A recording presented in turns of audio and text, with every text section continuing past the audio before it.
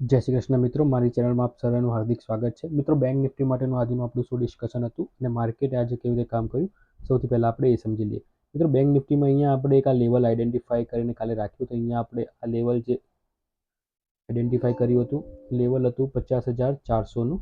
50,400ની આજુબાજુ આપણે અહીંયા ઉપરની સાઈડ એક સીની પોઝિશન લેવાનું ડિસાઇડ થયું હતું. આ ટ્રેન્ડ લાઇનને જો આપણે સીધી ડ્રો કરશો તો એકદમ લેવલ ટુ લેવલ મેચ થશે. હું તમને એક જ સેકન્ડ ટ્રેન્ડ લાઇન ડ્રો કરીને વ્યવસ્થિત બતાવો, જેથી કરીને તમને ક્લિયરિટી રહે કે આપણે શું કેવી રીતે સ્ટ્રેટેજી બનાવી હતી અને શું ડિસ્કશન કર્યું હતું. અહીંયા આપણે જોશો તો આ લેવલને અહીંયા મેચ કરીશું આપણે 49,400ની આજુબાજુ. તો આ રીતની આપણી એક અહીંયા લાઈન આપણે આ ડ્રો કરીને રાખી હતી. યસ, અહીંયા આપણે આવી રીતના એક ડ્રો કરી રાખી હતું. અહીંયા આપણે ડિસ્કશન હતું કે જો માર્કેટ અહીંયા ક્યાંક ઓપન થાય છે હળવું ગેપ ડાઉન, તો અહીંયાથી આપણે એક સીની પોઝિશન માટે આપણે ઇન્ટરેસ્ટેડ હતા.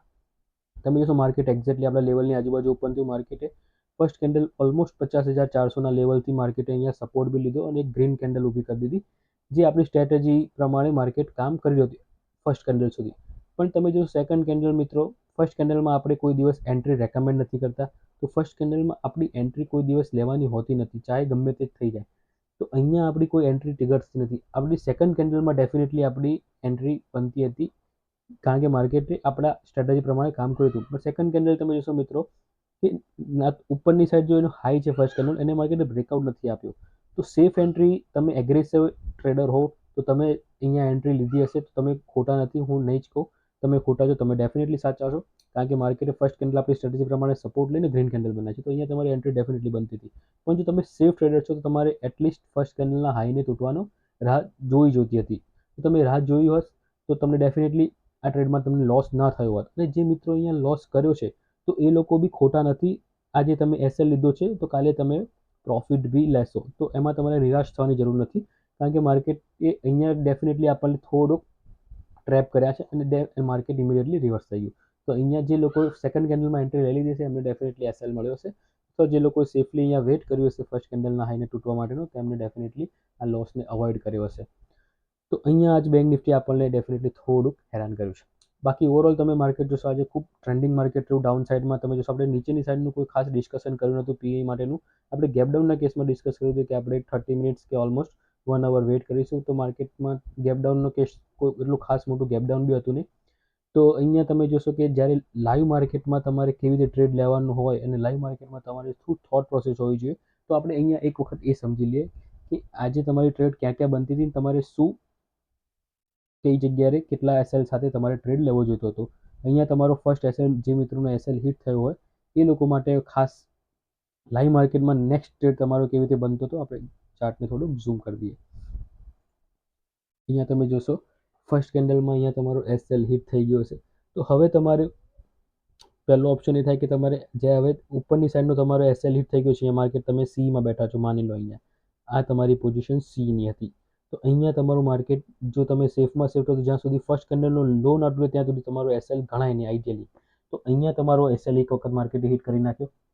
અહીંયા તમારો એસએલ હિટ થઈ ગયો કોલની પોઝિશનમાં. હવે કોલની પોઝિશનમાં તમારો એસએલ હિટ થયો એટલે તમને પીઈમાં બેસવાનું વિચારો. તો અહીંયા તમે જો પીઈમાં બેઠા હશો તો માર્કેટ ઇમિડિયેટલી રિવર્સ થઈ ગયું. તો પીઈમાં બી તમારો અહીંયા આટલું માર્કેટ ઉપર આવે એટલે તમારો અહીંયા બી તમે એસએલ લઈને નીકળી જાઓ, કારણ કે માની લો તમે અહીંયા કોલની પોઝિશનમાં 8K નો લોસ કર્યો હોય, તો અહીંયા માર્કેટ આટલું ઉપર આવે છે તો અહીંયા તમને એ લોસ તમારો 12K 14K એવું તમને સિસ્ટમમાં દેખાતું હોય કે તમે ગભરાઈને અહીંયાથી બી નીકળી જશો. એટલે તમે સીમાં બી લોસ કરો, પીમાં બી લોસ કરો. આ બે ટ્રેડમાં તમારો લોસ થઈ ગયો. પછી તમારી માર્કેટમાં હિંમત નથી ચાલતી. પછી તમે જોશો કે માત્ર માર્કેટ એકદમ સ્મૂથલી પછી જેવું માર્કેટ આ સ્વિંગને બ્રેક કરે છે, આ જે સ્વિંગ છે માર્કેટ એકદમ સ્મૂથલી પછી વન વે માર્કેટ અહીંયા એક રેઝિસ્ટન્સ કરીને પછી વન વે માર્કેટ અહીંયા નીચે આવે છે. તો માર્કેટ બેંક નિફ્ટીમાં આજે હું ડેફિનેટલી કહીશ કે રિટેલ ટ્રેડરને ખૂબ જ શરૂઆતના 1 અવરમાં માર્કેટે કન્ફ્યુઝ કર્યા, ટ્રેપ કર્યા અને પછી એક ડાઉન મોમેન્ટ આપ્યો. તો આ જે ટ્રેપ હોય છે હંમેશા વીક હેન્ડ્સ જે માર્કેટમાં હોય છે એને નીકાળવા માટેનો હોય છે. તો વીક હેન્ડ્સને માર્કેટે નીકાળીને પછી એક એનો કન્ટિન્યુએશન મોમેન્ટ આપ્યો. હવે આવતીકાલે આપણે બેંક નિફ્ટીમાં શું આશા રાખી શકીએ, બેંક નિફ્ટી કેવી રીતે કામ કરશે, તો આપણે એ ડિસ્કસ કરી લઈએ. એ પહેલાં હું તમને બેંક નિફ્ટીનો એક વખત વન ડેનો ચાર્ટ દેખાડવા માંગીશ કે વન ડેના ચાર્ટ ઉપર બેંક નિફ્ટીમાં શું સિચ્યુએશન છે. તો અહીંયા તમે જોશો કે વન ડેના ચાર્ટ ઉપર બેંક નિફ્ટી થોડુંક વીક દેખાઈ રહ્યું છે અને આ વીક કેટલે સુધી જશે, કેટલું વીક બની શકે છે, આપણે એ બી સમજી લઈએ. તો આ જે છે મિત્રો આજની કેન્ડલ છે, ઠીક છે. તો આ જે લો છે, આ જે લો આવે છે, આ કેન્ડલનો લો છે 49659. આ વીકલીનો લો છે, આ વીકનો લો છે, ઠીક છે. તો માર્કેટ જો આ વીકના લોને તોડશે, જો કાલે માર્કેટ આ વીકના લોને તોડશે તો અહીંયા મોટી રેડ કલરની કેન્ડલ બની શકે છે અને લગભગ જે નેક્સ્ટ સપોર્ટ આવે છે આ કેન્ડલનો આવે છે, આ જે પોઈન્ટ આવે છે, આ પોઈન્ટ આવે છે લગભગ 49057, એટલે 49,057 સુધી માર્કેટ કાલે જઈ શકે છે જો આ લો તૂટે છે. તો આ લો નથી તૂટતો તો કોઈ મોટો ફોલ દેખાશે નહીં, પણ જો આ લો તૂટશે તો આવડી મોટી અહીંયા એક રેડ કલરની કેન્ડલ માર્કેટ ફોર્મ કરી શકે છે. આ એક લોંગ ટર્મ વ્યૂ છે. બની શકે માર્કેટ અહીંથી બાઉન્સ બેક બી આપી શકે છે અને અહીંયા એક હળવી ગ્રીન કે ડોજી ટાઈપની બી બનાવી શકે છે, બટ ચાન્સીસ આના મને વધારે લાગી રહ્યા છે. આ એક આપણો લોંગ ટર્મ વ્યૂ થઈ ગયો.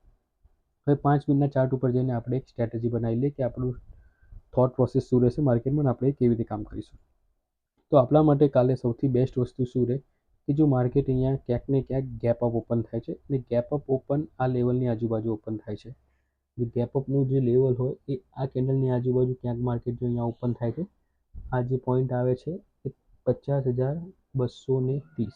જો માર્કેટ 50,230ની બાજુ ઓપન થાય છે તો અહીંયાથી આપણે એક પીની પોઝિશનમાં ઇન્ટરેસ્ટેડ છે અને માર્કેટમાં આ રીતનો અહીંયા ફોલ, જેવો અહીંયા ફોલ આવ્યો, અહીંયા માર્કેટ હિંચકા ખાતું નીચે અહીંયા લગભગ 49,800 સુધીના આપણને માર્કેટ ટાર્ગેટ આપી શકે છે જો અહીંયા ગેપ અપ ઓપન થાય છે. અહીંયાથી તમારો એસએલ ફક્ત ને ફક્ત 30 થી 40 પોઈન્ટનો એસએલ આનાથી મોટો આપણે ઇન્ડેક્સમાં 30 થી 40 પોઈન્ટ એટલે 230 હોય તો 260, 270, 50, 270 સુધીનો આપણે એસએલ રાખીને અહીંયા મોટા ટાર્ગેટ્સ માટે બેસી શકીએ છીએ. આ મારા માટે સૌથી બેસ્ટ વસ્તુ ગેપ અપના કેસમાં રહેશે.